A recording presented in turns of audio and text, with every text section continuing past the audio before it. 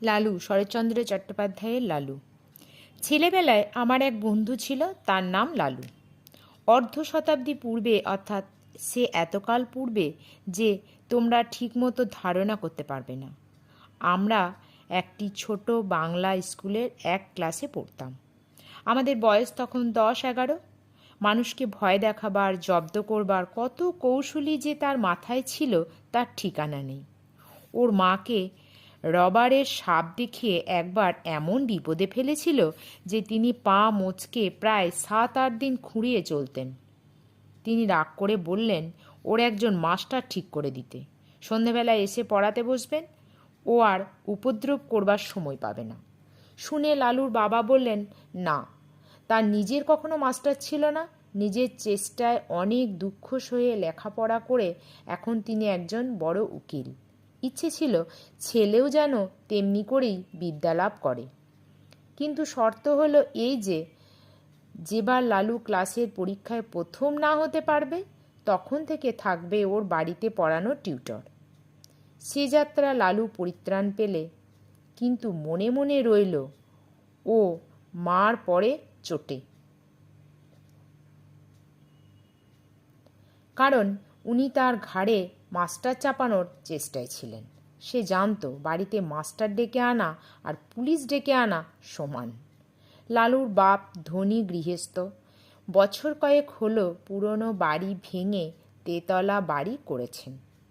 সেই অবধি লালুর মায়ের আশা গুরুদেবকে এ বাড়িতে এনে তার পায়ের ধুলো নেন।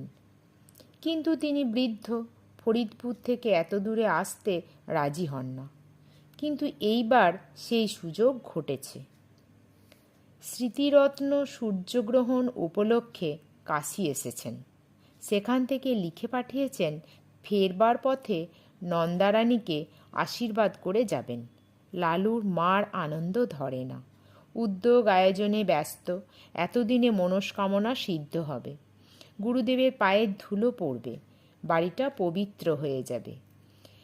নিচের ঘরটা থেকে আসবাবপত্র সরানো হলো। নতুন ফিতের খাট, নতুন শয্যা তৈরি করা হলো। গুরুদেব শোবেন।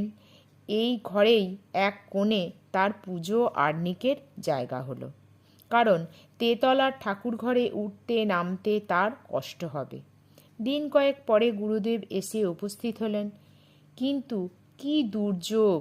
আকাশ ছেয়ে কালো মেঘের ঘটা। যেমন ঝড় তেমনি বৃষ্টি, তার আর বিরাম নেই। এদিকে মিষ্টান্নদি তৈরি করতে, ফল ফুল সাজাতে লালুর মা নিঃশ্বাস নেবার সময় পান না। তারই মধ্যে স্বহস্তে ঝেড়ে ঝুড়ে মশারি গুজে দিয়ে বিছানা করে গেলেন। নানা কথাবার্তায় রাত হয়ে গেল। পথশ্রমে ক্লান্ত গুরুদেব আহারাদি সেরে শয্যা গ্রহণ করলেন। চাকর বাকর ছুটি পেলে। সুকোমল শয্যায় পরিপাট্য প্রসন্ন গুরুদেব মনে মনে নন্দারানীকে আশীর্বাদ করলেন।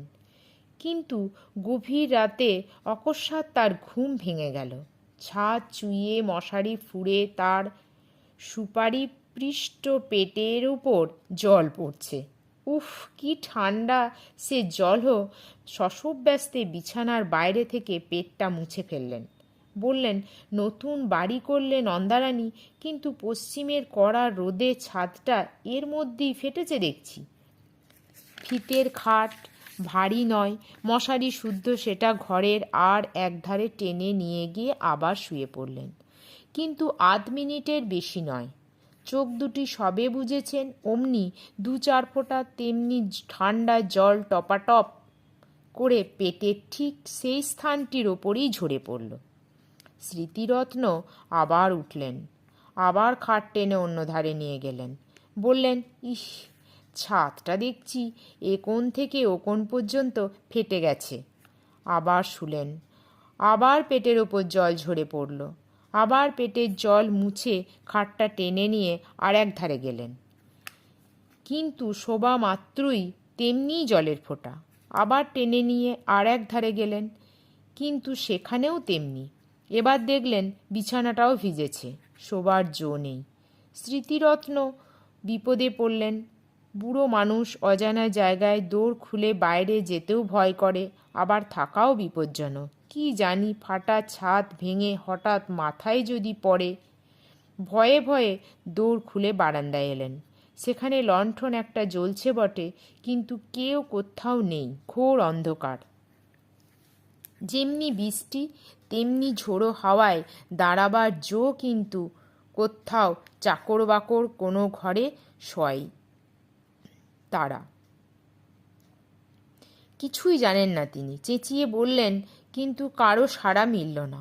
একধারে এক বেঞ্চি ছিল, লালুর বাবার গরিব মক্কেল যারা, তারাই এসে বসে। গুরুদেব অগত্যা তাতেই বসলেন। আত্মমর্যাদার যথেষ্ট লাঘব হলো, অন্তরে অনুভব করলেন, কিন্তু উপায় ক্লিহ উত্তরে বাতাসে বৃষ্টির ছাটের আমেজ রয়েছে। শীতে গা শিরশির করে। কোচর খুঁটটা গায়ে জড়িয়ে নিয়ে পা দুটো যথাসম্ভব ওপরে তুলে যথাসম্ভব আরাম পাওয়ার আয়োজন করে নিলেন। নানাবিধ শ্রান্তি দুর্বিপাকে দেহ অবশ, মন তিক্ত, ঘুমের চোখের পাতা ভরাতুর। অনভ্যস্ত গুরুভোজন ও রাত্রি জাগরণে দু একটা অন্ন উদ্ঘাসের আভাস দিলে উদ্বেগের অবধি রইল না। হঠাৎ এমন অভাবনীয় নতুন উপদ্রব। পশ্চিমের বড় বড় মশা দুই কানের পাশে এসে গান জুড়ে দিল। চোখের পাতায় প্রথমে সাড়া দিতে চায় না, কিন্তু মন শঙ্কায় পরিপূর্ণ হয়ে গেল। কি জানি এরা সংখ্যায় কত।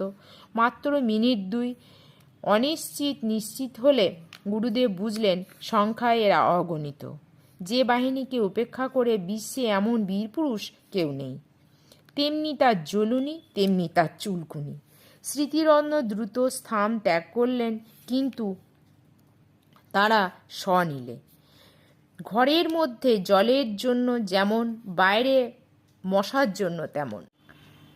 হাত পায়ে নিরন্তর আক্ষেপ।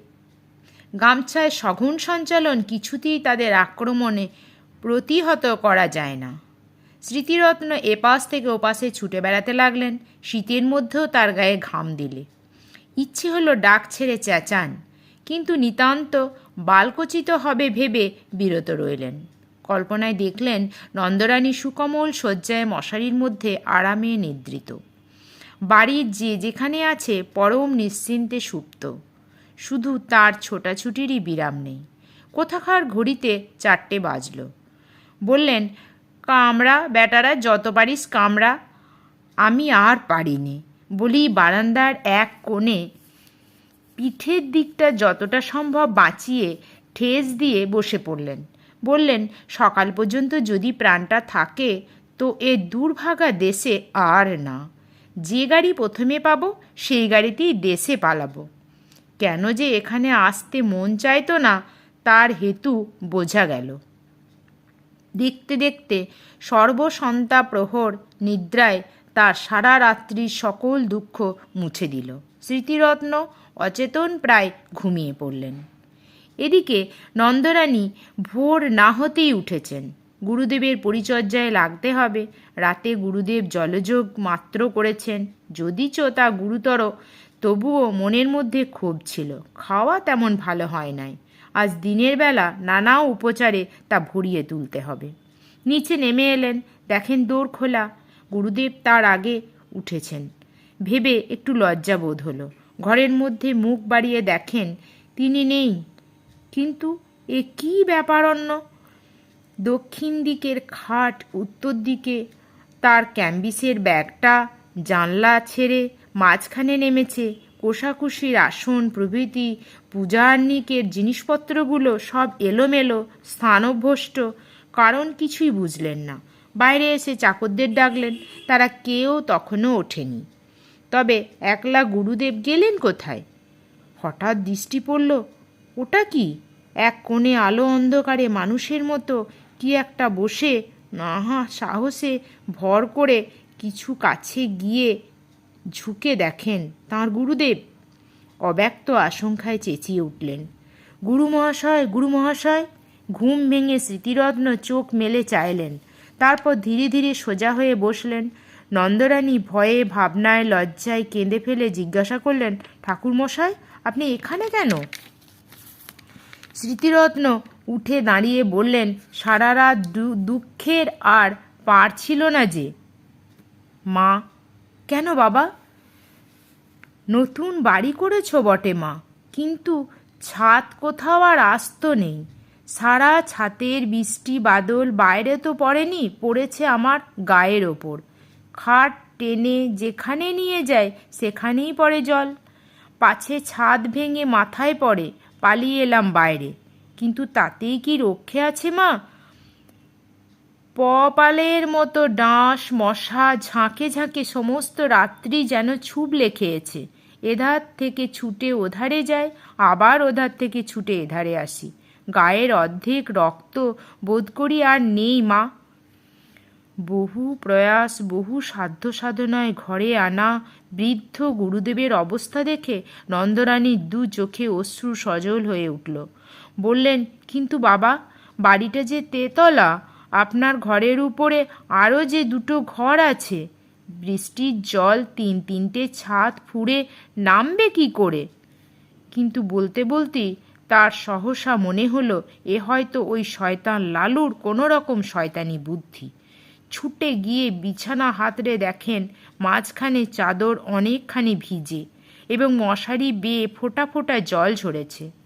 তাড়াতাড়ি নামিয়ে নিয়ে দেখতে পেলেন ন্যাকড়ায় বাঁধা এক চাঙড় বরফ। সবটা গলেনি, তখনও এক টুকরো বাকি আছে। পাগলের মতো ছুটে বাইরে গিয়ে চাকরদের যাকে সম্মুখে পেলেন চেঁচিয়ে হুকুম দিলেন, হারামজাদা, লেলো কোথায়? কাজকর্ম চুলোই যাগ্গে, বজ্জাতটাকে যেখানে পাবি মারতে মারতে ধরে আন। লালুর বাবা সেইমাত্র নিচে নামছিলেন। স্ত্রীর কাণ্ড দেখে হতবুদ্ধি হয়ে গেলেন। কি কাণ্ড করছো, হলো কি? নন্দরানী কেঁদে ফেললেন। বললেন, হয় তোমার এই লেলোকে বাড়ি থেকে তাড়াও, না হয় আজই আমি গঙ্গায় গিয়ে এই মহাপাতকের প্রায়শ্চিত্ত করব। কি করলে সে? বিনা দোষে গুরুদেবের দশা কি করেছে চোখে দেখে এসো। তখন সবাই গেলেন ঘরে। নন্দরানী সব বললেন, সব দেখালেন। স্বামীকে বললেন, এ দোষী ছেলেকে নিয়ে ঘর করব কি করে, তুমি বলো। গুরুদেব ব্যাপারটা সমস্ত বুঝলেন। নিজের বুদ্ধিতায় বৃদ্ধ হা হা করে হেসে ফেললেন। লালুর বাবা আর একদিকে মুখ ফিরিয়ে দাঁড়িয়ে রইলেন। চাকরেরা এসে বললে, লালুবাবু কঠি মে নেহি হ্যায়। আর একজন এসে জানালে সে মাসিমার বাড়িতে বসে খাবার খাচ্ছে। মাসিমা তাকে আসতে দিলেন না।